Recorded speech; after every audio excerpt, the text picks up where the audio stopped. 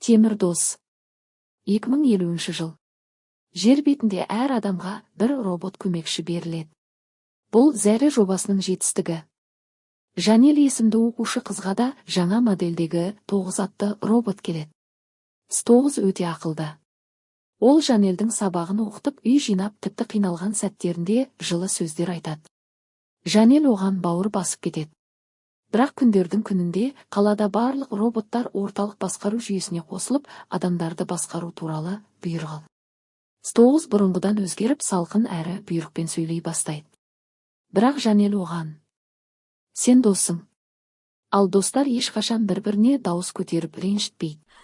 Мен сені мәжбүрлемеймін, сенде таңдау бар дейді. Робот сәл кідіріп, адамға деген бұрынғы қарым-қатынасын еске түсіреді. 9 бұйрыққа бағынудан бас тартады.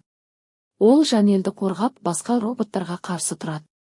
9-дың бұл әрекеті басқа роботтардың ашуын келтіреді. Олар 9-ды қанша көндірмекші болып тырысса да, ол айтқанына қайтпайды.